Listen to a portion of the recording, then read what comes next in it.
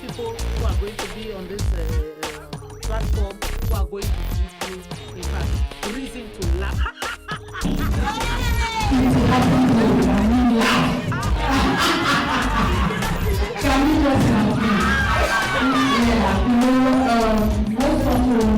Okay, can I go? No go. Who are going to teach me, in fact, reason to laugh. Dr. Figu, we don't want Dr. Figu go anywhere. Hold it.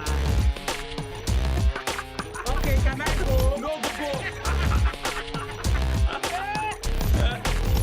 Dr. Figu. Hello, dear televiewers of Mirror TV. You're once again welcome to Dr. Feelgood Inside Out programs. And today is a special program because on the panel I have youths, the little ones. Here I have Ruth from Kongsamba, and I have Joyce from Kongsamba too, and then I've got Anita from Kongsamba, and with me on this panel I have Mrs. Mokoro Comfort, who is a senior discipline master of Kaskumba. Today we are going to talk about discipline. Discipline children. From the last episode, we talked about discipline at school, how you handle problems at school as a discipline master. And today we are so happy to have those kids that you handle at school. Let them tell us a bit, how they see the level of discipline at school and how they think things may be improved.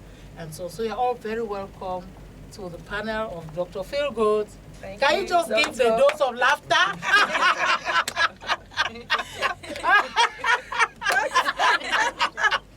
Okay, that's it. Yeah, when we laugh, we feel good inside out. And imagine when we start feeling good when we are youths like this, it means we'll have a beautiful future, right?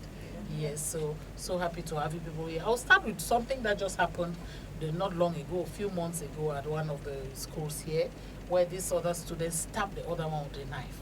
So it means students come to school with weapons. Yeah? They even fight a quarrel to get to that level. What can make a child so angry as to take a knife and stab another one? I don't know. Did you people think about it? Did you hear about what happened? What can you tell me about it? Just tell me something. How did you feel about it when you heard about it? What could have been the cause of this whole thing? Because I, like a mother, I was confused. Then I'm asking, what was that long knife doing with that? You don't peel mangoes with that type of knife, right? Yeah. So what do they do with the knives? So it means they come to school with weapons. Yeah. Ruth, I don't know, do you have anything to say about this whole thing? Actually, for me... Just speak a bit louder. Okay. For me, I thought maybe you took money from me and then you don't want to pay. Okay. And then you pissed me off, so I just want to kill you, actually. And so it was like settling scores? Yes. Okay. What about you, Joyce? For me, maybe it's because of drugs or lack of parental guidance. Maybe one of them, since his parents don't really take care of him, he just starts doing things like he takes drugs, then once that his friend looks for trouble, so he just gets pissed off and then might have stabbed him without his conscience. Or he wasn't really knowing what he was doing. Yeah, so it means mistakenly, as you can put it right, unconsciously, he stabbed the friend. Yeah, that could be another reason. Did you think about any possible cause? Yeah, Anita, what could have caused it?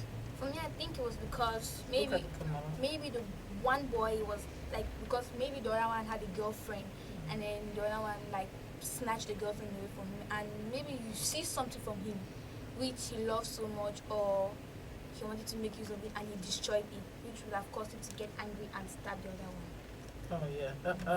Did you get your point? So it may be that he got angry, pissed off and stabbed. It may be that the child dropped himself, and something happened. Maybe, hey, girlfriend, we hear things. With these youths, they know things that we don't know. So no matter what the cause was, I don't know till today. I don't know. I haven't followed up to see. But just to come back to this question of discipline. You are youths. First of all, let me ask you, are you happy the way you are being disciplined at school? Do you look at your discipline masters that are doing their job correctly, or they're exaggerating, or they're not doing it well? How can you grade them? Yes. Let me start with you. In my school, actually, the discipline is okay. What do you mean by okay? The punish accordingly. They don't exaggerate their punishment. They just give something that is okay for a child. Crime committed. Like what? So you're saying crimes deserve punishment? Yeah, crimes actually deserve punishment. Oh, okay, that's a good point to get, because there are some people who think that even if the child commits a crime, you don't have right to punish that child. You know, you just have to just talk to the child and leave the child. Do you buy to that idea? No, it's even said in the Bible that you spare the rod, you spoil the child. So if you actually allow the child, you're actually spoiling the child, then you leave the rod. So if the child commits something, you have the right to punish the child accordingly, but don't exaggerate it. Yeah. Punish, but don't exaggerate. That's good. Punish, but don't exaggerate. So parents or discipline masters should know that. Punish, but don't exaggerate. Because when we were growing up at our own school, we had a big land, right? So punishment is to be clearing. You will clear until you have blisters all your hands. That's the best. That's the best. But guess what? I went to one PT at my daughter's school, and these children just throw their uniforms anyhow, and the principals will send people to gather, pick it, come, and then she even pays some women, and we have to come and wash those uniforms of those children. And I say that to her, punishment is that you come and I give 25 francs and take a uniform, something like that. And I stood up during that PTA, and I was very mad. I'm like, this is not what have you punished them, the 25 francs? I said the school is so big, let them clear. But it seems as if people today don't like to clear. Because just thinking that you are going to clear and have those blisters will make you not to commit crime. What do you think, Joyce? Yes, it's true. When you see that the punishment is bad, and most people that they are not using this kind of things, they hate it, so they always try to avoid this kind of punishment. That's why it's actually good that they bring this punishment, so that children should know where know their limits and know when to stop. Like if that woman, the principal, yes. If the principal was just punching, like, it means children would do all sorts of crimes. Because now what is 25? Besides, it's very easy to get 25 francs. Because nowadays parents give children high lot of money, sums of money, even though they know that they don't really need that amount of money. Yeah, that's true. Because to her, what she said as the argument she gave is that most of the children who come to school now, they're very fragile. So she doesn't want a situation where somebody's child will collapse and die there, because, you know, a child who has never held cutlass and you give the child cutlass to clear. So she prefers her something light, subtle, this thing. Yeah, Anita, do you like to clear? No, I don't love to play. I hate it all. Very seriously. So it means if to stay away from that, you don't have to commit any crime at school. You try to avoid any problem. So that you No, I do not try. I hate to get into trouble. Most of the times when I get into trouble, I feel as if I should just start crying, or I start disturbing my sister at school, my friends, that I've committed a crime which I hate so much, because I hate to get punishment. Yes, let's talk now about what makes children even come late to school, what makes them commit all the crimes they commit at school, and some even steal. A lot of children will steal. Are you people in the dormitory? Do they steal in the dormitory? A lot. So why do you think, what makes the children steal? What do you think, some of them? If you steal, maybe you lack, maybe you lack something, and you just want to have it, and you're feeling too big to go and ask. So you better just take when the person is not around. Yeah, and that's bad. Very bad. Very bad. Even the Bible says, thou shalt not steal. You don't have to steal. If you don't have, ask. God gave us a mouth to ask. Ask and it shall be given. So instead of you going to steal your friend's thing, you better ask. Not so. Yes. So But there's another thing I realized. Most of you young children, you go to school and you misplace your things. And after you say that it has been stolen, is it really stolen or you just dump it and forget to pick your uniforms? Or Like, let me say, Form 1s actually, they are very scattered. They don't organize themselves, so they can keep something and they don't know where they have kept it. So that's actually why it's better when you're in Form 1 or actually in a junior class, you should have somebody who is bigger. Yes, so that can take care of you and take care of your things, that you won't keep them carelessly. Okay. Yeah. Do you have anything to say, Joyce? Yes, about the stealing why children come late to school. Most of the time, I've noticed that parents, they send out their children to do some kind of jobs like being hawkers at their early ages. It's not actually good that children should be doing those kind of things because they're exposed to a lot of things and there's not actual parental control. Then also, when parents fight at home, the children become restless because they always see this every day. It's so somehow it's not good. Very bad. It's very bad. It's traumatizes the children. Yes. So, and also parents that they're in that type of a home that they don't always bring God. They don't tell children that the crimes that they commit, the laws that they don't tell children the 10 Commandments in the Bible. Children are not used to the Bible, so they commit sins without knowing, like stealing, telling lies, and all the others. That's very true, Joyce, because when you talk about hawkers, I remember, I think that was yesterday. On my way home, I saw little children. If those children were old, they could be like 8 years, 7. And they were not hawking granules or bananas. They were hawking second-hand handbags. So imagine a child like that. You send a child out with those bags, those small bags that girls put like that. And these little children are walking on the road looking for who to buy. I looked at that more like child abuse. So when you talk about children being hawkers, I can understand your point. It's very correct. And then you also insisted about upbringing. And that's why I want to call now on my discipline mistress, mistress, yes, senior discipline mistress. I want to ask her, you are a mother, and on the other hand also, you are an educationist, you are the discipline master. What can you say? Because I am this whole issue of home upbringing, the informal education that we have at home, and what do people do at school? How do you think we can transfer some of those things, we learned at home to the school to help these young children grow up in a more disciplined way? Thank you, Dr. Philgood. In fact, I am amazed to hear the children identifying the problems that we really have. Parental upbringing is really a problem that affects our children in school. She's talking about hawking. At times, the children are selling cigarettes. The children are selling bags. The children touch money at an early age. It exposes these children to ills that will affect them when they get to school. And these children are born in their houses before they meet us in school. Yeah. But the parents seem to feel that the school is some sort of panacea that is going to heal all the problems that they have created for those children at home.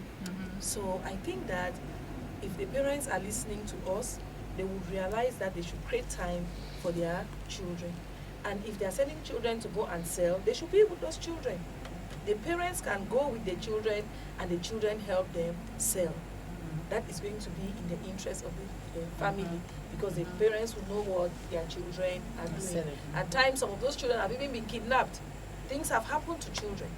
So we'll be saying that parents should not think that the education or discipline of their children is going to take place in school. It should start from their home.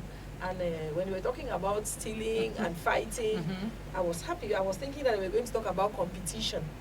Because at times the children come from different backgrounds, but they want to make sure that they are at the same level. That maybe we can say it's peer pressure, because my friends are doing this, I want to do it. And that is what usually exposes the children to those drugs that we're talking about, and fighting that can result in things that we cannot control. Yes, thank you very much. And talking about peer pressure, when we were growing up, we used to wear uniforms to school. There's some people who are for uniforms, some against uniforms. But to me, then uniforms meant that we're all equal. So there was not this issue of competition, trying to have what this person has. So back in your dormitories, well, do you have children who have their trunks so full and children who don't have anything in their trunks, and now they start like, this problem of pressure from your classmates. You know what I mean now? I've been to dormitories, so I understand. Yeah, Anita, can you tell me something?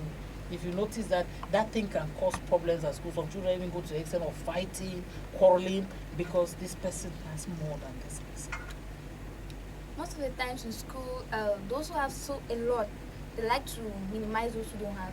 They like to brag a lot about it. They boast a lot about it, which causes those who don't have a lot to feel shy, to feel ashamed to associate with many people, and that can cause them to go and steal from their friends, quarrel with their friends, fight with them even, because they know that they are making them feel small, and they are boasting a lot about it, and which isn't right.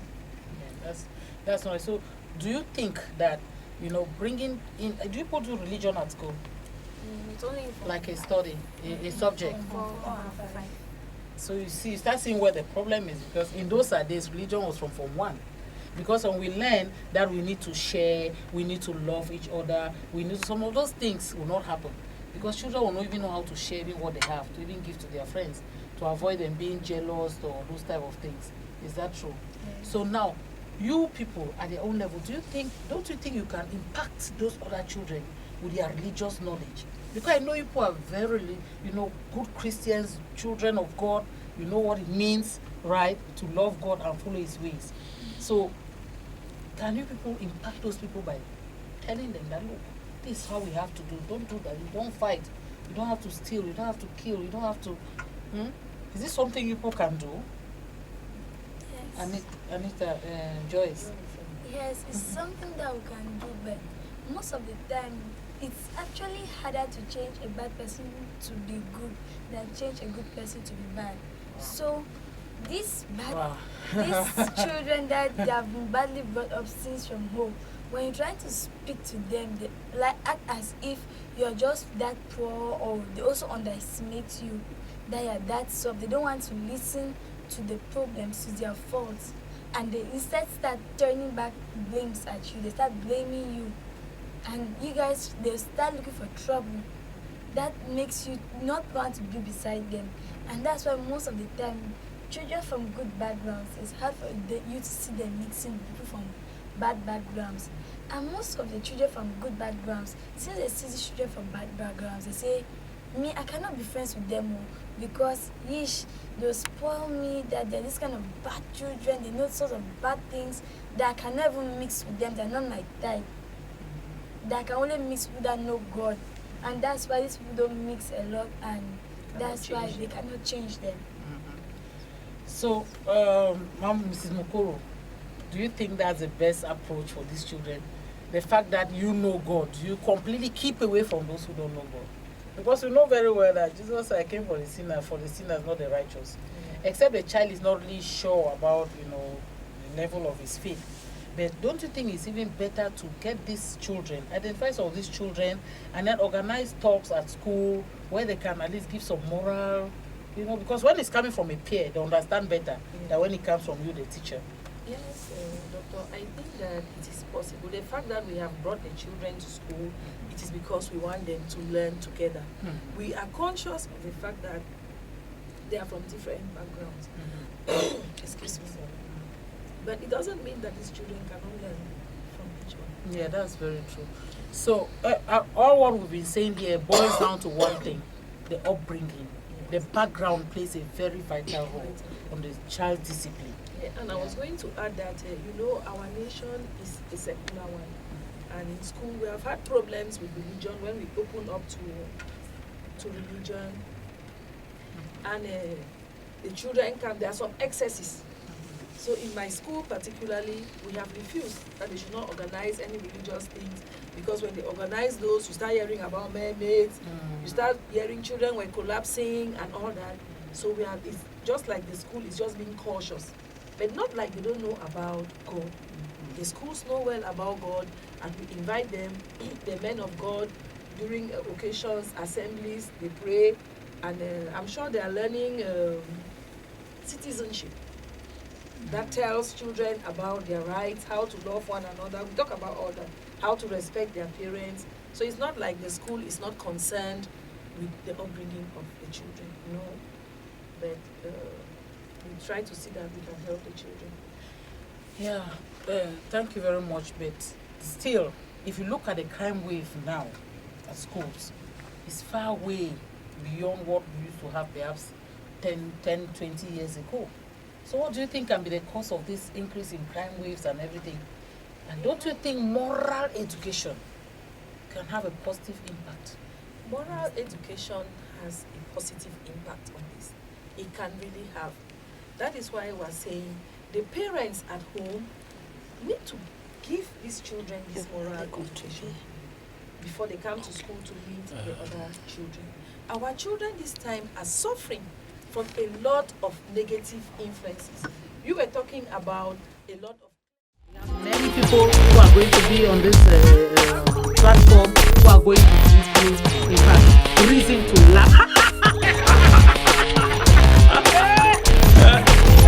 Dr. Figure. The other principal was saying the children should give 25 francs because the children are weak They and cannot clear. That's why she's asking. But forgetting that when you're asking a child to pay, who works the money? The parents. It means you are punishing the parents. Yes. These very children are exposed to the internet, horrible things, images that they see. In fact, in school some time ago, I had to see books from some children talking about pirates and some evil things that you will not expect to hear from children. So our community now is also encouraging these ills amongst us. Because when you talk about children fighting, there were drugs. Who are those selling drugs to children?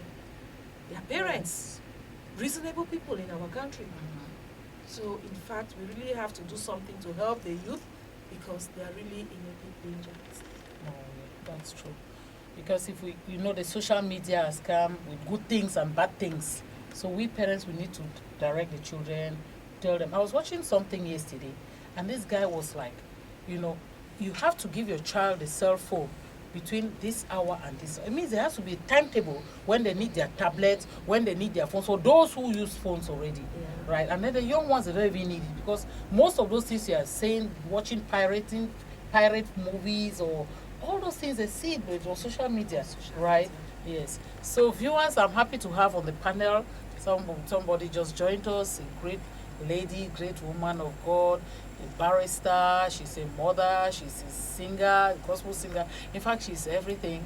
I'm talking about barrister Patty Tembi.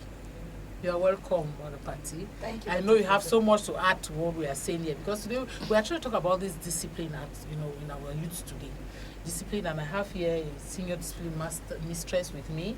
I have some youths who are trying to tell us a bit what happens at school, the fighting, the stealing, the stabbing of people and all what happens. They link it to many reasons. This one may be drugs, the other say maybe they are calling, the other say maybe it's a girlfriend or they are fighting over a girl. And there are many reasons that can happen. So I'm glad you joined us. As a lawyer, you have something to say. As a woman of God, you have something to say. As a mother, you have something to say. So can you just tell us a bit what you think about this whole issue? Wow, it's really interesting. I couldn't just sit and observe, listen to what you were saying. Very interesting, especially having the kids and a discipline mistress. Yeah. And I want to talk as a proprietor of a school. Okay. For the past 25 years, I've run a school, and I know these problems very well. And I can say without fear of being contradicted that the problem starts right from home. Yeah, that's it. And if we are honest to ourselves, we can blame the government. We can blame the teachers. So long as you don't look inward, we'll never have a solution. And one thing I always say, the government is not responsible for the upbringing of our children. Not at all. Government is us. Government is us. The first 5 years of a child is very, very Important. capital, yes, in that child, because those are the formative years. And we have to be careful what we put in. Not only what they hear, but what they see. When they hear it, they will repeat it. They are like what you call parrot. They will mimic what they hear. And every insultive word, every negative word, whether it be against your brother, your sister, your husband, your government, the minister, a head of state, your church member, Whosoever. your neighbor, whatever negative word you use, these children will mimic them. The attitude you carry at home, the people they see you interact with, what you do to them, what you say to them, don't expect to have any other result. We are coming back to this issue because of the sad event that happened in Douala 2 weeks ago.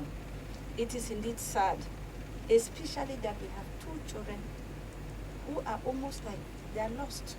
Because while the other one is under bars, the other one is gone to the world beyond. And you can imagine what is going on with the parents. I even heard, I don't know, I need to verify, that one of the parents, a mother to the one who stabbed, died. My heart goes out to her. When I heard this information, I was really grieved. Grieved for both parents. We talk about one side. We know a child has been killed. Our hearts go out for the parents, the brothers, the sisters, the whole family. What about the one whose child also killed? How do you think they are feeling? How do you the think? Stigma. Yes, you brought a demon, you brought an evil thing that caused pain to others. Oh, yes. Because don't forget that that child was also brought into this world by somebody. woman. That they also gave love to this child, and nobody expects to have that. So the question now is, what do we do? What do we do to get the solution? Some people are blaming the government. The minister was here, yes. We appreciate her effort. Before coming, we heard all types of things. Why didn't she come before now? Why did she do this? I bet you, let us look at the problem, not at the distractions. Yeah, that's As a proprietor, a proprietress, you know, it's so painful to see how these children, an 8-year-old child comes to school with what they call condom, this whiskey sachet. Sachet whiskey. Yeah, that's it. An 8-year-old child, That's terrible. they come to school with this 8-year-old. They taking it. You talked about what they sell, the hawk. Amongst them is those sachets with these whiskeys, with cigarettes, with all those things. What do we expect? Whom are we fooling? Whom are we fooling? These same children are the ones to continue after us. They are the ones to hold our hands in our old age. By the time we watch them being destroyed, we are destroying ourselves. It's what I call auto-destruction. It's auto-destruction. We have to do something. Parents, I'm talking to you. Those who are listening to me, it's painful. It's painful. Before a child becomes stubborn, the first place where we notice it is at home. Yeah. You notice it, and we have a tendency of covering them up. Oh, my child does not do this. My child can never do this. No, don't hide the weaknesses. Don't hide those traits when you see them, because you say nip them in the bud. And when you talk, you go to school and already inform the school that this is what we have noticed. Let me tell you something. You know, parents are afraid of their children. Yes, I can A see so. parent will come and say, no, don't even tell the child that I've come and reported the child. Don't tell the child, don't tell. Just look for a way to talk to the child, but don't say that. For real. For real. These parents are afraid. Imagine a big boy, 16, 17, you talk to him, oh. No, you don't have to be afraid. You don't have to be afraid of them. They are your children. But it is not about repression. You get me? Correction. Yes, correction in love. Yeah. Correction in love. Sit down. You cannot be an absentee Parent. mother, absentee father. Then you come home and you want to act, you know, the goody father, the model. No. Be there, be present. Don't, yes. As you were saying, you're saying Yeah. before. No, I just want to say there's something you said that's pertinent. That parents should understand that whatever they do, their children are seeing. And children like to copy. Whatever the child hears, that's what he says outside. So you have to be careful the type of words you use, the type of things you say at home. And parents also, I think Joyce spoke about that. Parents who fight. You know, why are you fighting, first of all? The question is, why do you fight? How do you fight? And if it happens I have to fight, perhaps you become animals. Enter a room, lock the door, and fight in there. Don't fight in the presence of your kids, because if you look at most marriages where people fight, their own parents too used to fight. So they grew up thinking that fighting with your wife is normal. To them, it's not normal. I need to correct my wife by fighting, beating her. That's what they think. And there was this before I give you the floor, there was this scientific study that was done, and they took, I think, six women, pregnant women, and jotted down the type of music they like to listen to, everything. When these women had their babies, they kept those babies at the neonatal unit, you know, in their baby's cot. And then these mothers were somewhere, and there was a glass that separated these mothers from their kids. And they started playing the music that this mother liked when she was pregnant, what she used to dance and everything. Guess what? When they start playing your music, your child reacts. The only child started, is that one. And then they'll wait again. The next day, some few hours after, when the babies are all fine, they've just sucked and they're not sleeping, they play your own music. And so the study was just to show that even when you are pregnant, know that these babies, right from your womb, what you say, what you like, it affects them. And then now when they start growing up, it's the same thing. If only thing happened with my son one morning, he was 3 years or so. He had to go to school and we heard him crying seriously. I came out from the room and asked the baby star, what's the problem? He says he wants to wear 2 pairs of socks like the father. I'm like, Father, how? He said, that's how daddy wears it too. I'm not going to school. I had to go and get the father over. I said, go and solve your problem out there. And the father had to go and explain to the child, it's because my shoe was big. It was a bigger size than my foot. So I had to double the socks so that I can fit before that child accepted to wear 1 pair of socks. Guess what? At 3 years old, he noticed that the father wore 1 pair and another one on top. It's just to tell you that the things you do at home, the children observe it. If your child becomes this way, the delicate like this other one, it's because you, the parent, you didn't do your work as a parent. Spend more time with these kids. Sit with them. Talk with them. Find out their problems. Advise them. If you don't do that, don't expect teachers to do it. Don't expect pastors to do it. Don't expect, I don't know, any other person. You know, there was one principal who said, this is not a baby grooming factory. He said, this is not a baby grooming factory. This is a secondary school. We are here to teach these children, not to mold them, not to bring them up. So parents, take up your responsibility. Yes, Madam Okoro, you have something to say. I was actually touched when she said some parents are afraid of their children. I was going to say that the parents don't know their children. Because in school, when we have these serious discipline problems, we always invite the parents. And at times, the parents are taken aback to see the type of things that their children have been doing. They don't know what the children do, maybe because they are busy going about their business, and they are just surprised to see that the children have gone this bad. They don't know what the children do in their absence. So at times, it's not like they're afraid of them. They don't understand them. They're surprised. And then talking about discipline problems in school, it involves the parents. The school too has its own part.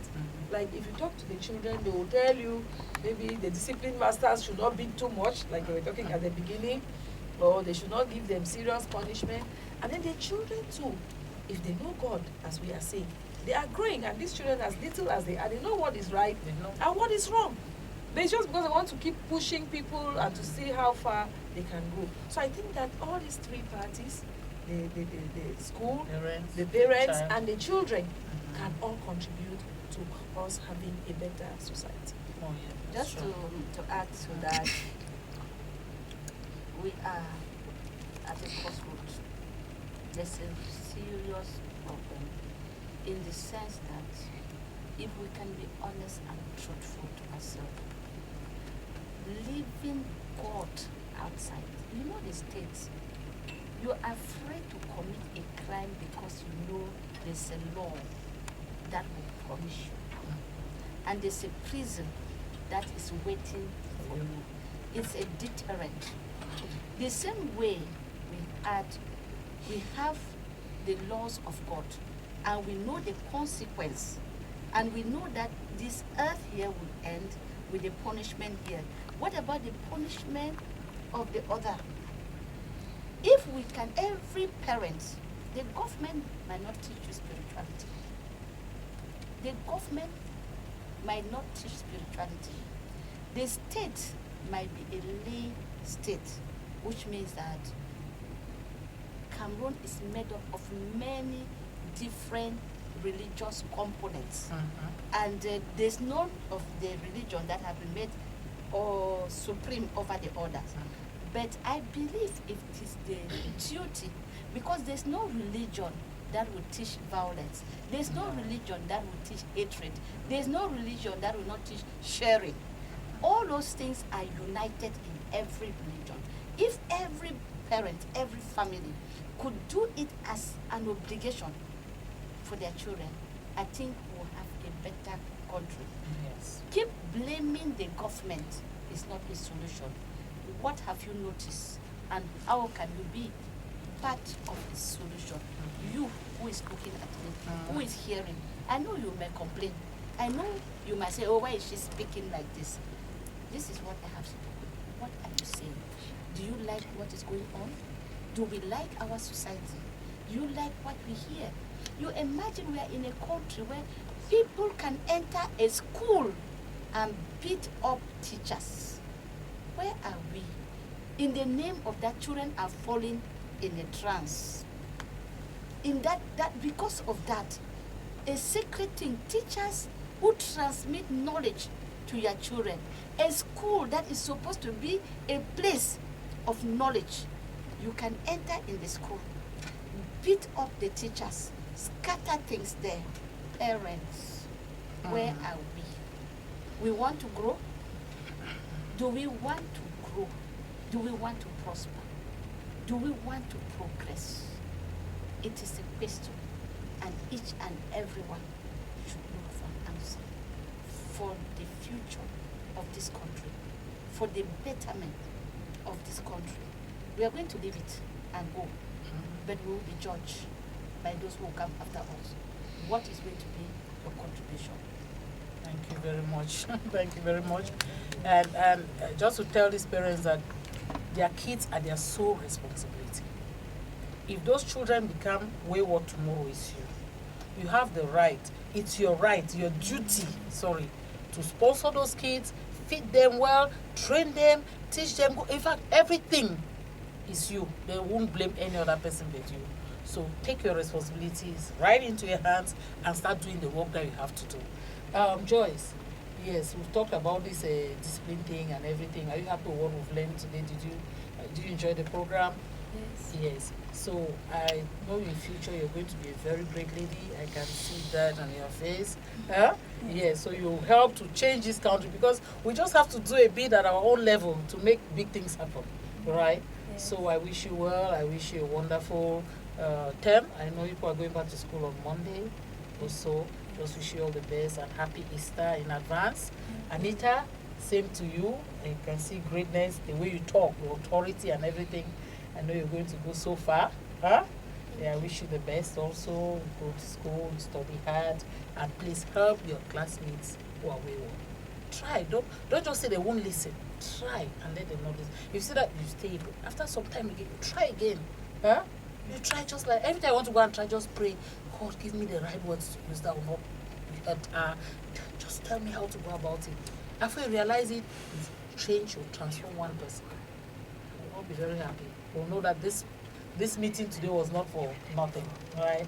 And I want to thank Ruth, who is off the panel. Yes, Ruth, thank you also for your contribution. I believe that you're going to go very far too.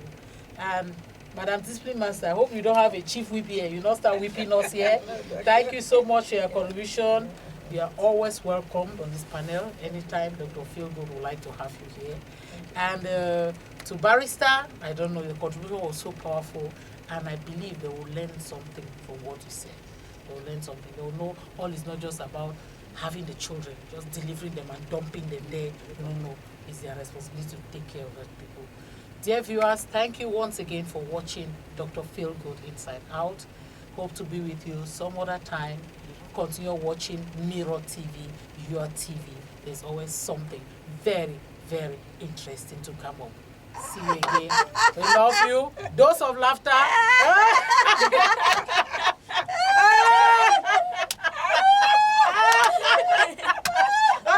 This is Mirror TV, your TV. Thank you so much. Platform, we are going to